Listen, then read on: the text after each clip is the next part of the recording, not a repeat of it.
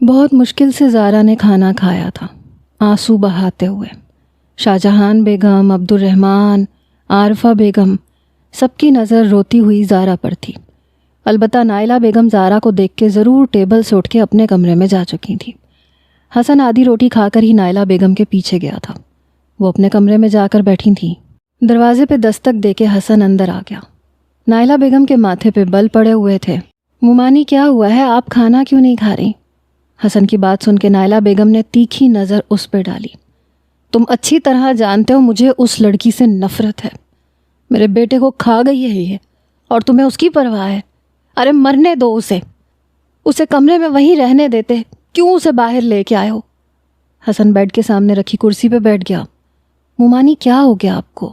اس میں زہرا کا کوئی قصور نہیں ہے۔ اگر موت کا وقت مقرر ہو جائے تو فیضان یہاں ہوتا یا وہاں؟ موت انسان کو آ کے رہتی ہے۔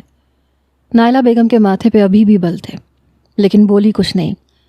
آہستہ آہستہ وقت گزرنے کے ساتھ ساتھ زارا نے کچن کے سارے کام سنبھال لیے تھے، بس چپ چپ رہتی تھی۔ عبدالرحمن صاحب نے منان صاحب سے رشنا اور رمشا کا رشتہ بلال اور حلال کے لیے مانگ لیا تھا۔ پہلے تو نائلہ بیگم نے انکار کیا، لیکن منان صاحب کہنے لگے کہ اپنا دل صاف بھی کر لو، قصور تو تمہارے بیٹے کا بھی تھا۔ اب اگر بھائی صاحب رشتہ مانگ رہے ہیں تو مجھے نہیں لگتا کہ انکار کرنا چاہیے۔ دونوں بچیاں تمہاری آنکھوں کے سامنے رہیں گی، اور مجھ میں بھی ابھی اتنی ہمت نہیں ہے کہ غیروں کے جہیز کی لسٹیں پوری کرتا پھروں۔ اکیلا رہ گیا ہوں، بیٹا تو ہے نہیں میرا جو میرا بازو بنے۔ یہ کہتے ہوئے منان صاحب کی آنکھوں میں آنسو جمع ہوئے تھے۔ نائلہ بیگم نے بھی حامی بھر لی۔ بڑی سادگی سے رشتہ طے ہوا، لیکن رمشا اور رشنا کا رویہ زارا سے ٹھیک نہیں ہو پایا۔ کہیں نہ کہیں انہیں بھی نائلہ بیگم کی طرح یہی لگتا تھا کہ ان کے بھائی کی موت کی وجہ کہیں نہ کہیں زارا ہے۔ وہ جب بھی سب کزنس میں بیٹھتی رمشا رشنا اٹھ کے چلی جاتی۔ نور بھی کترانے لگی تھی۔ زارا بالکل اکیلی ہو کے رہ گئی تھی۔ حسن فیکٹری کے کاموں میں مصروف رہنے لگا تھا۔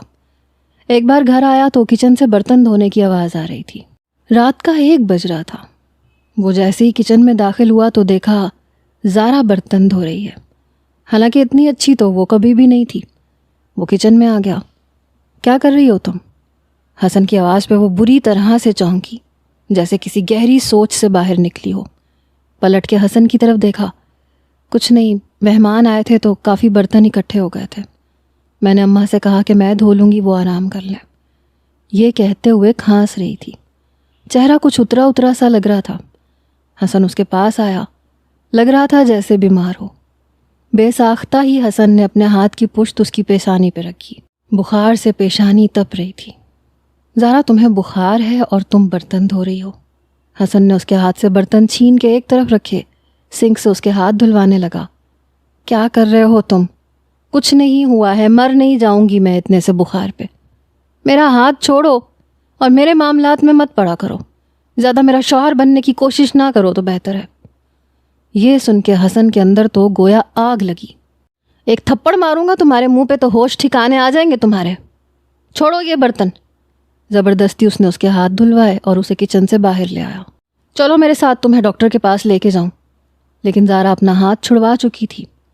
تمہیں کیا تکلیف ہے چشماٹو؟ زیادہ خدائی فوجدار بننے کی ضرورت نہیں ہے تمہیں۔ اپنے کام سے کام رکھا کرو۔ میں جیوں یا مروں یہ میرا مسئلہ ہے۔ لیکن حسن نے اس کی کلائی نہیں چھوڑی۔ اسے لاؤنج سے باہر لے گیا۔ ایک ہاتھ سے اس نے اپنی بائک پکڑی، دوسرے ہاتھ میں زارا کی کلائی تھی۔ چوکیدار سے کہنے لگا دروازہ کھولیں۔ حسن میرا ہاتھ چھوڑو، مجھے نہیں جانا ڈاکٹر کے پاس۔ زارا پھر سے چلائی، اگر تم نے اپنی بک بک بند نہیں کی تو میں واقعی تمہارے منہ پہ تھپڑ مار دوں گا۔ حالانکہ میری عادت نہیں ہے ہاتھ اٹھانے کی، مجھے مجبور مت کرو۔ جتنے غصے سے وہ کہہ رہا تھا، زارا کو چپ ہونا پڑا۔ اپنی بائک کو اور زارا کو وہ مین دروازے سے باہر لے آیا، پھر بائک پہ بیٹھ کے کہنے لگا بیٹھو جلدی، اور بغیر کوئی تماشا کیے۔ زارا چپ چاپ اس کے پیچھے بیٹھ گئی۔ وہ اسے ڈاکٹر کے پاس لے گیا۔ سینے کا انفیکشن تھا، 103 بخار میں مبتلا تھی۔ ڈاکٹر نے کہا کہ اگر اس نے دوائی ٹائم پر نہیں کھائی تو انفیکشن بگڑ بھی سکتا ہے۔ واپسی پہ حسن نے اسے اس کے کمرے تک چھوڑا، پھر کہنے لگا کچھ کھایا تھا تم نے؟ کہنے لگی ہاں کھایا تھا۔ حسن کہنے لگا شکل سے تو نہیں لگ رہا۔ دیکھو خالی پیٹ دوائی نہیں کھانا، میں تمہارے لیے دودھ لے کے آتا ہوں۔ ہلکا سا دودھ گرم کر کے حسن گلاس بھر کے اس کے لیے لے کے آیا، پھر اسے دوائی کھلا کر ہی اپنے کمرے میں گیا تھا۔ پتہ نہیں کیوں مرنا چاہتی ہے۔ ٹھیک ہے، محبت اپنی جگہ، لیکن زندگی بھی تو ایک ہی بار ملتی ہے۔ میں کون سا نایاب کے بغیر مر گیا، زندہ ہی ہوں۔ زارا بھی ٹھیک ہو جائے گی، شاید اسے وقت چاہیے۔ صبح فیکٹری جانے سے پہلے وہ نور کو کہہ کے گیا تھا کہ زارا کو دوائی اپنے سامنے کھلانا اور اس کا خیال بھی رکھنا۔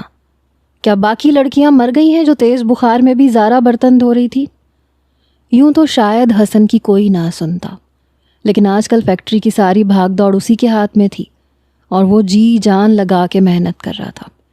اسی لیے نہ تو شاہجہان بیگم کی ہمت پڑی کہ اسے کچھ کہیں اور نہ ہی کسی ممانی کی۔ البتہ عارفہ بیگم دل ہی دل میں کچھ مطمئن ہوئی کہ چلو کوئی تو ہے جسے زارا کا بھی خیال ہے، ورنہ ابھی تک تو شاہجہان بھی زارا کے ساتھ اپنا رویہ بدل چکی تھیں۔ کہتی تھیں کہ اسے بولو کام سیکھے، اب فیضان تھوڑی زندہ ہے جو اس کے نخرے اٹھائے گا، حسن تو ویسے بھی اسے چھوڑ دے گا، تو کہیں نہ کہیں اسے بھی تو ٹھکانے لگانا ہے۔ سسرال جائے گی تو اس کے تیوروں کے ساتھ اسے کوئی برداشت نہیں کرے گا، گھر کے کام سیکھے۔ دادی کی کڑوی کسیلی باتوں سے بھی زارا کو فرق نہیں پڑتا تھا، کیونکہ وہ اپنے آپ کو ہر وقت مجرم ہی تصور کرتی رہتی تھی کہ جو کچھ بھی ہوا ہے وہ اسی کی وجہ سے ہوا ہے۔ اگر وہ وقت پہ سب کو فیضان کے ارادے بتا دیتی تو یہ سب نہ ہوتا، یا دوسروں سے جیلس نہ کرتی، خاص طور پہ حسن سے، اس کی محبت نہ چھینتی، تو شاید آج فیضان اس کے سامنے ہوتا یا اس کے پاس ہوتا۔ نائلہ بیگم کے ماتھے پہ ابھی بھی بل زارا کو دیکھ کے گہرے ہو جاتے تھے۔ البتہ بلال اور حلال آج کل رشنا اور رمشا سے فون پہ باتیں کرنے لگے تھے۔ شاہجہان کہنے لگیں کہ میں بیمار رہنے لگی ہوں، اس لیے اگر ہاشم کا ارادہ ہے تو نور کا بھی رشتہ عمر سے طے کر لیتے ہیں۔ تینوں بچیوں کی شادی اسی گھر میں ہو جائے گی، اس کے بعد ہاشم چاہے تو الگ گھر لے سکتا ہے۔ بہرحال عمر کا رشتہ بھی نور سے طے ہو گیا تھا۔ 6 مہینے بعد تینوں لڑکیوں کی شادی طے ہو چکی تھی۔ اسی 6 مہینے کے اندر اندر عبد الرحمن چاہتے تھے کہ زارا کا بھی کہیں نہ کہیں رشتہ طے ہو جائے، کیونکہ وہ جانتے تھے کہ حسن تو اسے کبھی بھی نہیں اپنائے گا۔ البتہ عارفہ بیگم کی خواہش تھی کہ حسن زارا کے ساتھ رشتہ نبھائے، بیٹی گھر میں ہی رہ جائے، لیکن جیسا رویہ انہوں نے حسن کے ساتھ رکھا تھا، اپنے منہ سے یہ بات کہہ نہیں سکتی تھی، اور عبد الرحمن تو عارفہ بیگم کی سن ہی نہیں رہے تھے۔ 8 دن ہو گئے تھے لیکن زارا کا بخار ختم نہیں ہو رہا تھا۔ پہلے سے بخار کی شدت کم تھی، لیکن بخار بدستور اپنی جگہ قائم تھا۔ حالانکہ ڈاکٹر نے 5 دن کی دوا دی تھی کہ 5 دن میں فرق پڑ جائے گا۔ رات کو حسن نے نور سے پوچھا، زارا وقت پہ دوا تو لے رہی ہے نا؟ نور نے نظریں چرائیں۔ نور میں تم سے کچھ پوچھ رہا ہوں۔ حسن بھائی وہ میری بات نہیں سنتی، کہتی ہے کہہ دینا میں نے دوائی کھا لی تھی، لیکن کھاتی نہیں ہے۔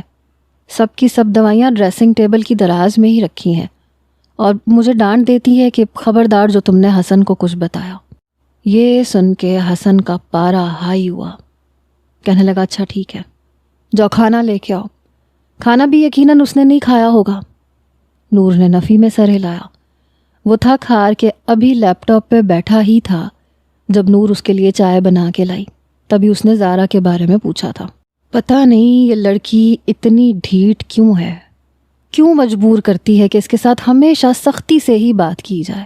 غصے سے حسن نے اپنا لیپ ٹاپ بند کیا، ایک طرف رکھا اور کمرے سے باہر آ گیا۔ تب تک نور بھی ٹرے میں کھانا رکھے باورچی خانے سے نکلی۔ حسن نے اس کے ہاتھ سے ٹرے پکڑی، زارا کا دروازہ بنا دستک دیے کھول دیا۔ ابھی بھی وہ بیڈ پہ بیٹھی فیضان کی تصویر دیکھ کے رو رہی تھی۔ حسن کو دیکھ کے اسے غصہ آیا۔ یہ تم کیا منہ اٹھا کے میرے کمرے میں آ جاتے ہو؟ سائڈ پہ رکھا دوپٹہ اس نے اپنے گلے میں لیا۔ حسن نے پیر سے دروازہ بند کیا، ٹرے اس کے سامنے رکھ دی۔ مجھے کون روک سکتا ہے؟ میں منہ اٹھا کے آؤں یا منہ گرا کے آؤں، مجھے تمہارے کمرے میں آنے سے کوئی روک نہیں سکتا۔ کسی میں اتنی ہمت نہیں ہے۔ پہلی بار اس نے حق جمانے والے انداز سے کہا۔ زارا اسے غصے سے دیکھنے لگی۔ چلو کھانا کھاؤ، ورنہ زبردستی کھلانا بھی مجھے آتا ہے، مجھے مجبور مت کرو زارا۔ آخر تم چاہتے کیا ہو؟ کیوں میرے پیچھے پڑے ہو؟ تمہیں تو شکر کرنا چاہیے میری زندگی برباد ہو گئی. میں نے تمہارے ساتھ اتنا برا کر دیا تھا، میرے ساتھ بھی وہی سب کچھ ہو گیا. پھر کیوں میرا خیال رکھ رہے ہو؟ حسن اتنا اچھا بننے کی کوشش نہ کرو. حسن کہنے لگا مجھے اچھا بننے کا کوئی شوق نہیں ہے، میں ہوں ہی ایسا، کسی کو روتا ہوا دیکھ نہیں سکتا، چاہے وہ میری دشمن ہی کیوں نہ ہو. مجھے اپنی دشمن لڑتی جھگڑتی ہنستی مسکراتی اچھی لگتی ہے. یہ کہہ کے اس نے نوالا بنایا اور زارا کے منہ کے قریب کیا. وہ فٹافٹ سے پیچھے ہٹی. میں خود کھا لوں گی، میرے ہاتھ ٹوٹے ہوئے نہیں ہیں. حسن کہنے لگا تو پھر ہاتھ سے پکڑ لو.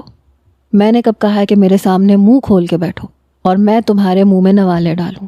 اتنا اچھا تو میں بھی نہیں ہوں. حسن کی بات سن کے زارا کچھ خفت میں مبتلا ہوئی. اس نے اس کے ہاتھ سے نوالا پکڑ لیا اور کھانے لگی. جب تک اس نے روٹی پوری نہیں کھائی حسن وہیں بیٹھا اسے دیکھتا رہا. یہ تم کیا مجھے دیکھ رہے ہو؟ میں کھا لوں گی کھانا. مجھے تم پہ بھروسہ نہیں ہے زارا.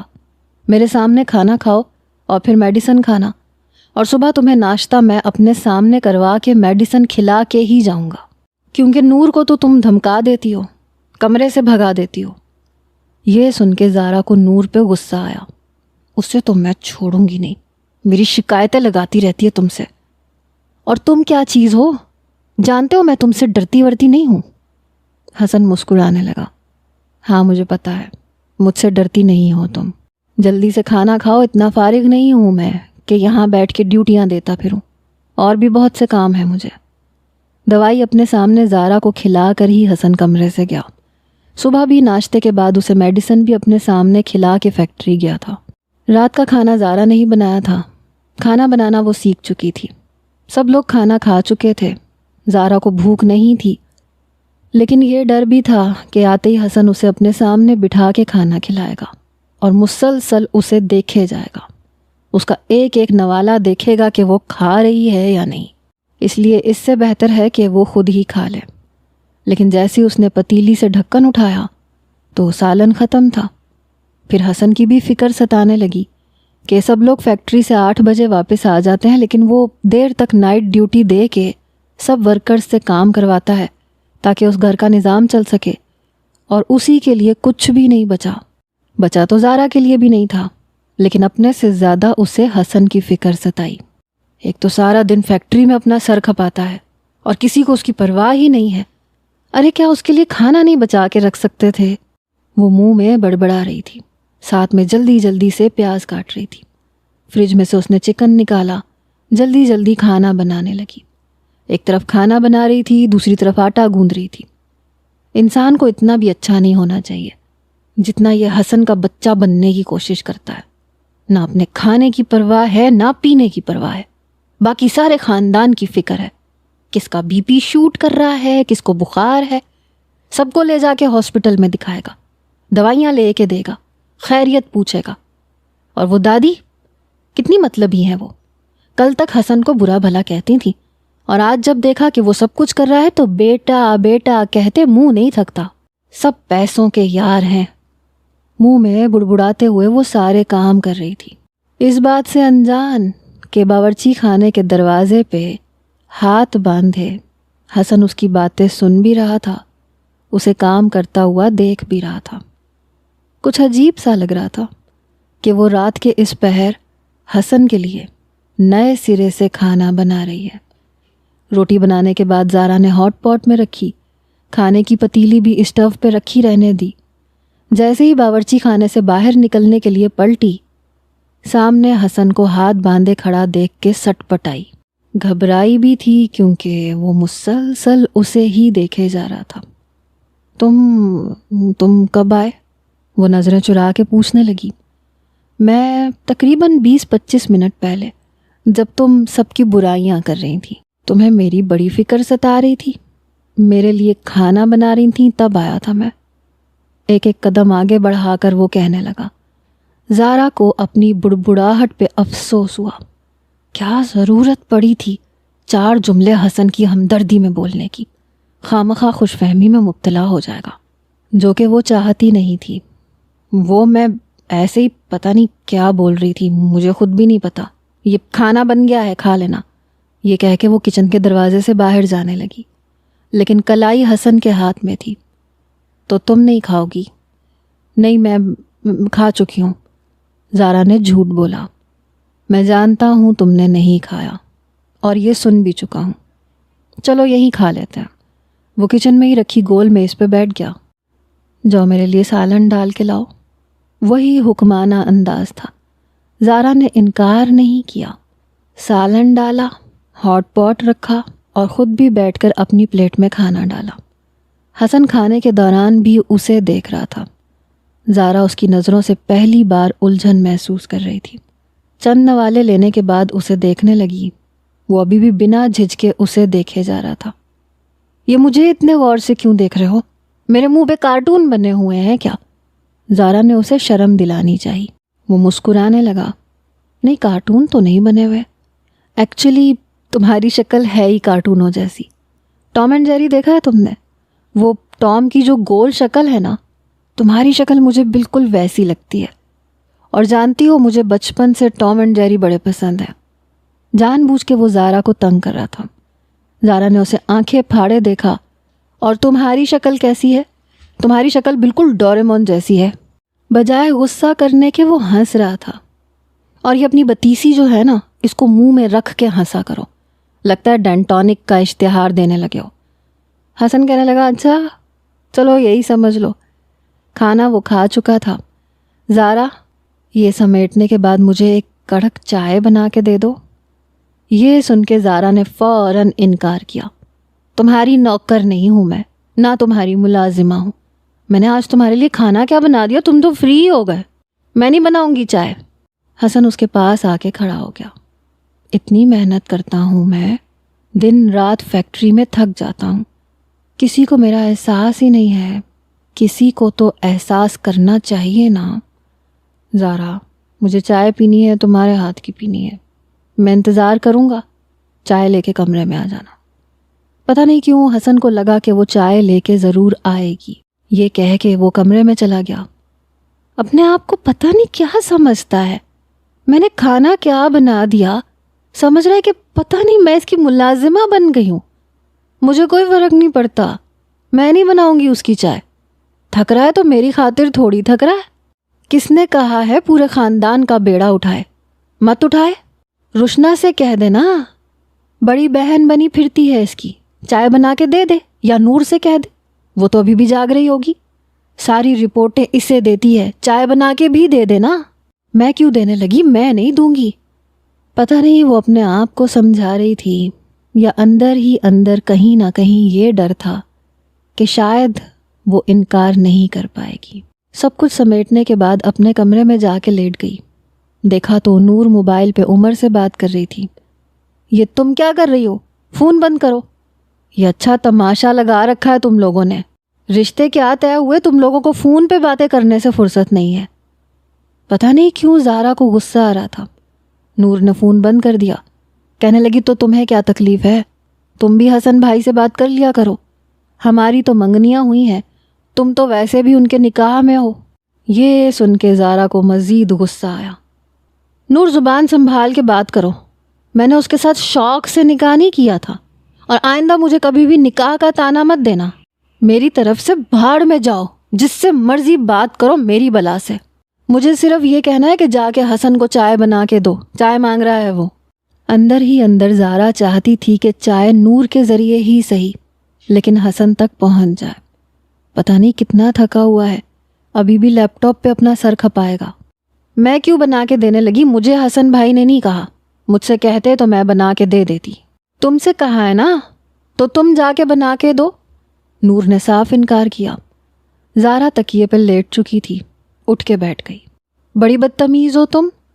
وہ بیچارہ سارے گھر کے افراد کا احساس کر رہا ہے، دن رات محنت کرتا ہے، 6 مہینے بعد تم سب کی شادیوں کے لیے سر کھپا رہا ہے، اور تم سے اتنی توقع نہیں کہ ایک کپ چائے اس بیچارے کو دے دو۔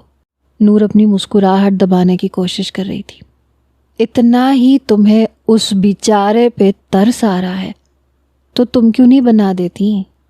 تم بھی تو اسی گھر کی فرد ہو، جو ہم کھاتے ہیں وہ تم بھی کھاتی ہو۔ اور ویسے بھی صبح کا ناشتہ بھی میں ہی حسن بھائی کو بنا کے دیتی ہوں، تم نہیں دیتی۔ ٹفن روشنا اور رمشا بنا کے بھیجتی ہیں، اور صرف بلال اور حلال کے لیے نہیں جاتا، حسن بھائی بھی کھاتے ہیں اس میں سے۔ کیا ہو جائے گا اگر تم چائے بنا کے دے دو گی تو؟ مجھے تو نیند آ رہی ہے، میں تو سو رہی ہوں۔ ہاں اگر عمر کہتا تو پھر میں چائے ضرور اسے بنا کے دیتی۔ جان بوجھ کے نور نے یہ بات کہی اور کروٹ بدل کے لیٹ گئی۔ زارا کو غصہ آیا، ایک تھپکی اس نے نور کی کمر پہ لگائی۔ مرو، سو مرو، میں ہی اٹھ کے چلی جاتی ہوں۔ یہ کہہ کے وہ کچن میں آئی، چائے بنائی اور حسن کے کمرے کے دروازے کے پاس جا کے کھڑی ہو گئی۔ اندر جانے کی ہمت نہیں ہو رہی تھی۔ ذرا سی دروازے پہ دستک دی۔ آ جاؤ زارا، دروازہ کھلا ہوا ہے، تمہیں دستک دینے کی ضرورت نہیں ہے، بنا دستک کے بھی آ سکتی ہو۔ اندر سے حسن کی آواز آئی، حالانکہ پورے آدھے گھنٹے بعد وہ آئی تھی۔ اسے لگا تھا کہ شاید سو چکا ہوگا، لیکن وہ جاگ رہا تھا۔ زارا نے ذرا سا دروازہ کھولا، دیکھا تو وہ صوفے پہ بیٹھا لیپ ٹاپ پہ کام کر رہا تھا۔ دروازے کے بالکل برابر والی دیوار پہ ڈریسنگ ٹیبل تھا۔ زارا نے چائے کا کپ وہیں رکھ دیا۔ یہ چائے رکھ دی ہے میں نے، پی لینا۔ جی نہیں، ادھر میرے پاس آؤ، یہاں لا کے کپ رکھو۔ اتنا تھکا ہوا ہوں میں، اب چائے بھی خود پکڑوں گا کیا؟ زارا کو غصہ آیا۔ تو میں نے کون سا کوئی 2 میل کے فاصلے پہ چائے رکھ دی ہے؟ چند قدم بڑھا کے چائے نہیں لے سکتے؟ زارا کی بات پہ حسن نے نفی میں سر ہلایا۔ نہیں لے سکتا یار، دے دو چائے، مر تھوڑی جاؤ گی۔ زارا نے چائے کا کپ پکڑا اور اس کے پاس آ گئی، چائے اس کے سامنے رکھے ٹیبل پہ رکھی اور واپس پلٹی۔ بہت شکریہ، کھانا بھی بہت مزے کا تھا اور چائے بھی یقیناً اچھی ہوگی۔ میرے لیے اتنا کچھ کرنے کا بہت شکریہ زارا، تھینک یو سو مچ۔ زارا نے کوئی جواب نہیں دیا، اپنے کمرے میں آ کے لیٹ گئی۔ اب یہ ضرور ہوتا تھا کہ رات کو وہ حسن کے لیے کھانا بچا کے رکھ دیتی تھی۔ اگر حسن نے چائے پینی ہوتی تو بلا تکلف اسے کال کرتا تھا، زارا چائے بنا کے لا دو، اور وہ لا بھی دیتی تھی۔ 15 دن ہی گزرے تھے جب عارفہ بیگم زارا کے کمرے میں آئی، اس کے پاس آ کے بیٹھ گئی۔ پہلے تو ادھر ادھر کی باتیں کرتی رہی، پھر اس سے کہنے لگی، کیا سوچا ہے پھر تم نے؟ کس چیز کے بارے میں امی؟ زارا نے انجان بن کے پوچھا، اور واقعی اسے اندازہ نہیں تھا۔ عارفہ بیگم کہنے لگی، اپنے بارے میں؟ یوں تو زندگی نہیں گزرے گی نا؟ یہ سن کے زارا اپنی ماں کو دیکھنے لگی۔ امی میں شادی نہیں کرنا چاہتی۔ عارفہ بیگم کہنے لگی، دیکھو یہ ممکن نہیں ہے، تمہارے والد بیمار رہنے لگے ہیں، اور یہی وجہ ہے کہ انہوں نے بلال اور حلال کا بھی رشتہ کر دیا۔ نور کی بھی شادی 6 مہینے میں ہو جائے گی، اور اسی 6 مہینے کے اندر اندر یا تو تم حسن سے بات کر لو کہ وہ کیا چاہتا ہے، رخصتی چاہتا ہے تو ہم کر دیتے ہیں۔ یہ سن کے زارا فوراً سے بول اٹھی، نہیں امی، مجھے حسن سے رشتہ نہیں نبھانا، میں اسے ڈیزرو نہیں کرتی۔ وہ ایک بہت اچھی لڑکی کو ڈیزرو کرتا ہے، وہ بہت اچھا انسان ہے اور میں اچھی نہیں ہوں۔ اس کی بیوی نایاب جیسی ہونی چاہیے، معصوم سی، بہت پیاری سی۔ میں حسن کے ساتھ زندگی گزار کے اس کی زندگی برباد نہیں کرنا چاہتی، کیونکہ میں بری ہوں اور میں ہمیشہ بری ہی رہوں گی، میں کبھی بھی اچھی نہیں ہو سکتی۔ بڑی دل گرفتگی سے وہ یہ کہہ رہی تھی۔ ابھی بھی اندر ہی اندر یہ ملال تھا کہ جو کچھ اس نے حسن کے ساتھ کیا اچھا نہیں کیا، اس کی محبت اس سے چھین لی۔ آج اس سے فیضان چھینا تو احساس ہوا کہ محبت کیا ہوتی ہے، محبت میں محبوب کے چھن جانے کی تکلیف کیا ہوتی ہے۔ یقیناً ایسی ہی تکلیف حسن کو بھی ہوئی ہوگی جب نایاب اسے نہیں ملی۔ عارفہ بیگم نے جب بیٹی کے تیور دیکھے کہ یہ تو کسی طرح سے حسن کے ساتھ رہنے کو تیار ہی نہیں ہے، تو کہنے لگیں کہ ٹھیک ہے، پھر میں رشتے والی سے بات کرتی ہوں، حسن کو تو ویسے بھی طلاق دینے میں کوئی اعتراض نہیں ہوگا، تمہارا رشتہ میں کسی اور سے طے کر دیتی ہوں، کیونکہ تمہارے والد کا کہنا ہے کہ اسی 6 مہینے کے اندر اندر وہ تمہاری بھی شادی کرنا چاہتے ہیں۔ ساری زندگی تم فیضان کے نام پہ بیٹھی نہیں رہ سکتی۔ زارا کی آنکھوں سے آنسو بہے۔ میں اپنے دل میں کسی اور کو جگہ نہیں دے سکتی امی۔ عارفہ بیگم کہنے لگیں، تو نہ دو دل میں جگہ، بس زندگی میں دے دو، اور سمجھو کہ یہ تمہاری مجبوری ہے۔ یہ کہہ کے وہ کمرے سے جا چکی تھی۔ اگلے ہی روز چند لوگ زارا کو دیکھنے کے لیے آ گئے، اور سبھی کزنز یہاں تک کہ نور تک اس بات سے انجان تھی کہ زارا کو دیکھنے کے لیے چند لوگ آ رہے ہیں۔ یہ بات صرف بڑوں تک محدود تھی۔ نور نے مہمانوں کے واپس جاتے ہی حسن کو فون کیا۔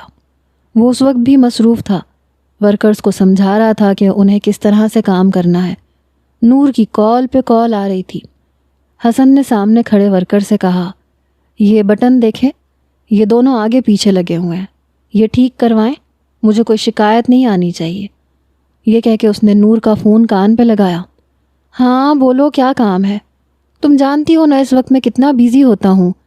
حسن بھائی، مجھے آپ سے بہت ضروری بات کرنی ہے۔ نور پریشان تھی۔ کیا ہوا؟ سب خیریت تو ہے نا؟ نانی کو کہیں دل کا دورہ تو نہیں پڑ گیا؟ حسن کو شاہ جہان بیگم کی فکر ستائی، کیونکہ آج کل وہ سینے میں درد کی شکایت کر رہی تھی۔ ارے نہیں حسن بھائی، نانی کو کچھ نہیں ہونے والا۔ آپ کو پتہ ہے آج زارا آپی کو کچھ لوگ دیکھنے آئے تھے۔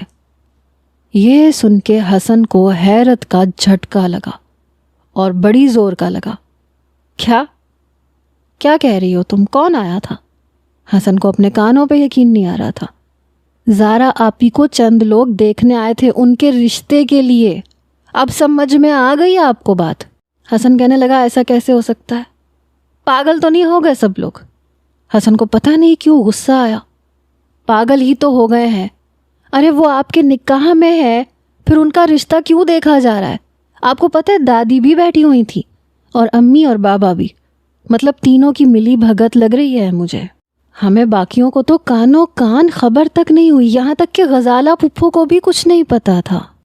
وہ خود حیران تھی۔ حسن کہنے لگا، ٹھیک ہے، کرتا ہوں میں آ کے بات۔ حسن نے فون بند کر کے ایک طرف رکھ دیا۔ عجیب تماشا بنا کے رکھا ہے ان لوگوں نے، پتہ نہیں کیا چاہتے ہیں یہ مجھ سے۔ ہر بار صبر کا امتحان تو میں بھی نہیں دوں گا۔ اس بار فیکٹری حلال اور بلال کے حوالے کر کے حسن جلدی سے ہی گھر پہنچا۔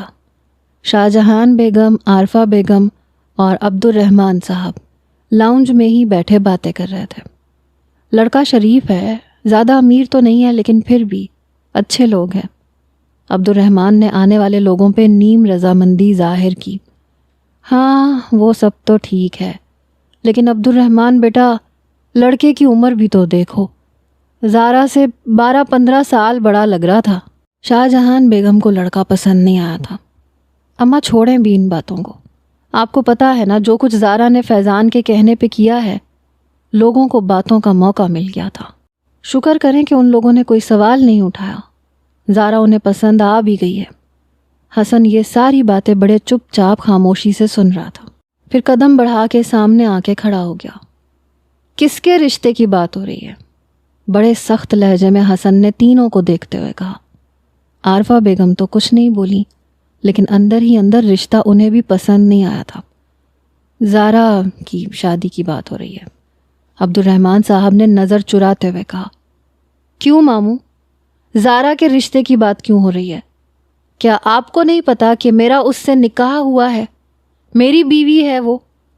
عبد الرحمن صاحب کہنے لگے، وہ نکاح جن حالات میں ہوا تھا تم نے اسے دل سے تو کبھی قبول نہیں کیا، اور میں نہیں چاہتا کہ مزید تمہارے سر پہ زبردستی کا کوئی رشتہ تھوپ دوں جسے تمہیں مجبوراً نبھانا پڑے۔ حسن کہنے لگا، مجھے کوئی ایسی مجبوری نہیں ہے، مجھے وہ دل سے قبول ہے۔ لیکن عارفہ بیگم بول پڑی، لیکن زارا انکار کر چکی ہے، وہ کہتی ہے کہ تم سے شادی نہیں کرے گی، تمہارے علاوہ ہم اس کی شادی جہاں مرضی کر دیں، اسے اعتراض نہیں ہے۔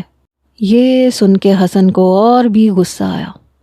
زارا سے میں خود بات کر لیتا ہوں، دیکھ لیتا ہوں کہ اسے کیا تکلیف ہے، بہرحال یہ رشتے والوں کو انکار کریں آپ۔ یہ کہہ کے وہ سیدھا زارا کے کمرے میں گیا۔ وہ اس وقت باہر ہونے والی ساری باتیں سن رہی تھی۔ جب حسن کے منہ سے یہ سنا کہ وہ زارا سے خود بات کرے گا تو جلدی سے تکیہ درست کیا، کمفرٹر منہ تک اوڑھ کے لیٹ گئی۔ نور، اگر حسن کمرے میں آئے تو کہنا میں سو چکی ہوں۔ نور کتاب کا مطالعہ کر رہی تھی، لیکن باہر سے آنے والی آوازیں وہ بھی سن رہی تھی۔ نور نے کوئی جواب نہیں دیا۔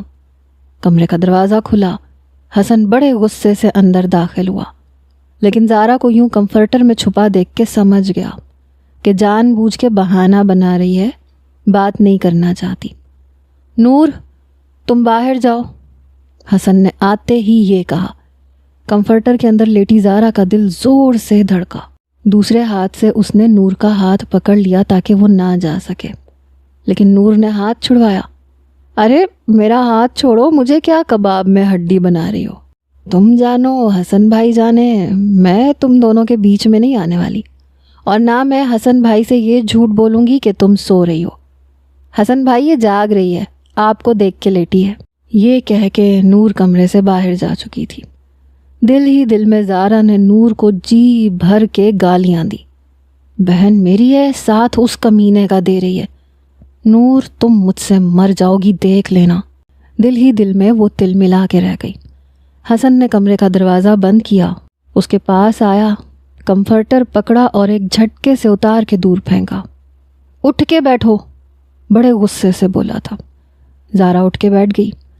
یہ کیا سن رہا ہوں میں؟ حسن نے بڑے سخت لہجے میں پوچھا۔ وہی سن رہے ہیں جو میں نے کہا ہے، مجھے تم سے شادی نہیں کرنی۔ وہ اس کے بالکل سامنے جا کے بیٹھ گیا۔ کیوں نہیں کرنی؟ زارا نے نظریں چرائی۔ اس لیے کیونکہ تم میرے دشمن ہو، مجھے تم اچھے نہیں لگتے۔ حسن کہنے لگا، اچھا دشمن تو تم بھی میری ہو، اچھی تو مجھے بھی تم نہیں لگتی، لیکن پھر بھی میں تمہیں طلاق نہیں دوں گا۔ زارا کہنے لگی، وہ کیوں؟ جب میں بری لگتی ہوں تو چھوڑ دو مجھے۔ حسن کہنے لگا، اچھی تو نہیں لگتی، پر میری فکر کرتی ہو، میرے لیے رات کو کھانا بناتی ہو، چائے بنا کے دیتی ہو، اتنا کافی ہے، میں گزارا کر لوں گا۔ زارا کہنے لگی، لیکن میں نہیں کر سکتی، تمہارے لیے نایاب جیسی کوئی لڑکی ہونی چاہیے۔ میں اچھی نہیں ہوں، میں تمہیں کبھی بھی نقصان پہنچا سکتی ہوں، میں کبھی بھی تمہارا دل توڑ سکتی ہوں۔ مجھ پہ بھروسہ مت کرو حسن، میری خاطر اپنی زندگی برباد مت کرو، میں بہت بری لڑکی ہوں۔ حسن کہنے لگا، ہاں بری تو بہت ہو، پر اب مجھے اچھی لگنے لگی ہو، میں ایڈجسٹ کر لوں گا۔ ممانی کے سامنے انکار مت کرنا۔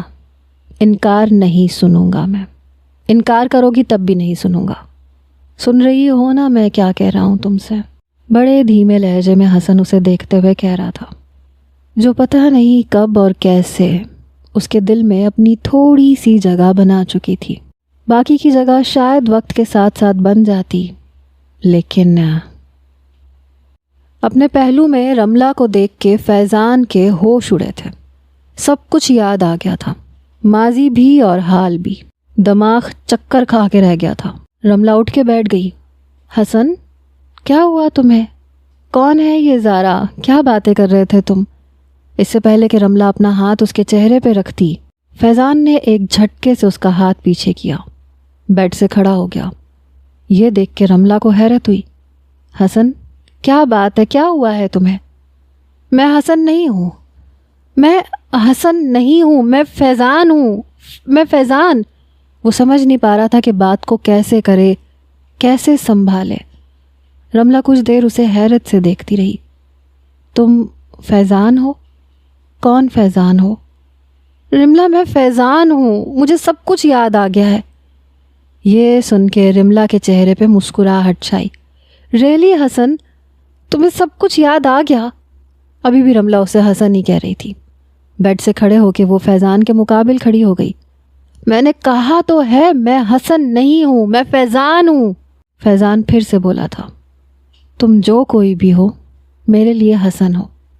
آج جو خوشخبری تم نے سنائی ہے، تم یقین نہیں کر سکتے کتنی خوش ہوں میں۔ فیضان ایک الجھن میں پڑ چکا تھا۔ اس وقت تو صرف زارا کا خیال آ رہا تھا۔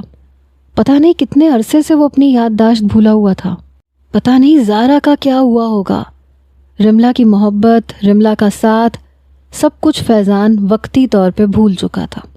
بس یہ فکر تھی کہ پتہ نہیں زارا کے ساتھ کیا ہوا ہوگا، حسن نے اس کے ساتھ کیا کیا ہوگا، کیا نہیں کیا ہوگا۔ وہ یہی سوچ رہا تھا جب رملہ نے اس کے بازو کو پکڑا۔ بری طرح سے فیضان اس کا بازو جھٹک چکا تھا۔ ایسا دوسری بار ہوا تھا۔ حسن کیا بات ہے، ایسے ریئیکٹ کیوں کر رہے ہو؟ اس کا رویہ دیکھ کے رملہ پریشان ہوئی۔ میں حسن نہیں ہوں، ایک ایک لفظ جما کے فیضان نے کہا۔ دیکھو رملا، میں کسی اور سے محبت کرتا ہوں۔ یہ سن کے رملا کے چہرے پہ ایک کے بعد ایک رنگ آ کے گزر رہا تھا۔ میں زارا کو نہیں چھوڑ سکتا، وہ میری محبت ہے، وہ مر جائے گی میرے بغیر، اور میں بھی اس کے بغیر نہیں رہ سکتا۔ رملا تو یوں تھی جیسے اس کے پیروں کے نیچے سے کسی نے زمین کھینچ لی ہو۔ حسن، تم کیا کہہ رہے ہو؟ تمہیں پتہ ہے تم کیا کہہ رہے ہو؟ تمہیں اندازہ ہے تم نے میرے ساتھ کیا کیا ہے؟ رملا کی آنکھوں سے آنسو بہنے لگے۔ وہ اس کے قریب ہونے لگی لیکن فیضان کا ایک قدم پیچھے ہٹا۔ میں کچھ نہیں جانتا، میں کچھ بھی نہیں جانتا، میں تمہارے ساتھ نہیں رہ سکتا۔ میری زارا میرے بغیر مر جائے گی۔ پتہ نہیں میں کتنے مہینے سے سب کچھ بھولا بیٹھا ہوں، پتہ نہیں وہ حسن کا بچہ کیا کرے گا میری زارا کے ساتھ۔ نہیں نہیں نہیں، ایسے نہیں ہو سکتا۔ وہ کمرے سے باہر جانے لگا۔ رملا اس کے پاس آئی۔ دیکھو حسن، ایسے مت کہو، میں تمہارے بغیر نہیں رہ سکتی، تم میرے شوہر ہو، ہم نے بہت اچھا وقت ساتھ گزارا ہے ایک دوسرے کے، کسی اور لڑکی کا نام مت لو ورنہ میں مر جاؤں گی۔ رملا نے اس کے سامنے ہاتھ تک جوڑ دیے، لیکن فیضان کے دماغ میں بس وہی باتیں گردش کر رہی تھیں جو 8 مہینے پہلے ہوئی تھیں۔ میں کچھ نہیں جانتا، ہٹو پیچھے، مجھے جانے دو، مجھے میری زارا کے پاس جانے دو۔ رملا، میں نہیں رہ سکتا، پلیز ٹرائی ٹو انڈرسٹینڈ۔ یہاں تک کہ رملا اس کے پاؤں میں پڑ گئی۔ تم جو کوئی بھی ہو، حسن یا فیضان، میں نہیں جانتی، لیکن تم میرے لیے میرا سب کچھ ہو، مجھے چھوڑ کے مت جاؤ، خدا کے لیے۔ لیکن فیضان جا چکا تھا۔ رملا بہت روئی تھی، پھوٹ پھوٹ کے روئی تھی۔ ابھی تک اس نے یہ تک نہیں بتایا تھا کہ وہ اس کے بچے کی ماں بننے والی ہے، اور گھر اجڑ بھی گیا تھا۔ رملا کا جی چاہا کہ خودکشی کر لے، اپنی جان لے لے۔ کیا صرف 2 مہینے کی خوشی اس کے نصیب میں تھی، اور پھر سے وہی اذیت جو بچپن سے اب تک اس کے حصے میں آ رہی تھی۔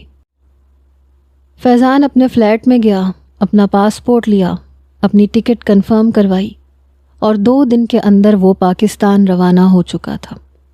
کچھ نہیں پتا تھا کہ وہاں کیا ہوا ہے۔ دوسری طرف زارا نے بھی انکار نہیں کیا تھا۔ اسی جمعے اس کی رخصتی حسن کے ساتھ ہونی طے پائی تھی۔ وہ دلہن بنی بیٹھی تھی، مہمان بھی آ رہے تھے، حسن بھی اس کے برابر میں بیٹھا تھا، جب اچانک سے باہر ایک گاڑی آ کے کھڑی ہوئی۔ تیزی سے فیضان اندر داخل ہوا۔ سامنے اسٹیج پہ بیٹھے حسن اور زارا کو دیکھ کے اس کی جان نکلی۔ سب لوگ یوں اچانک فیضان کو دیکھ کے حیرت کی تصویر بنے، مگر زارا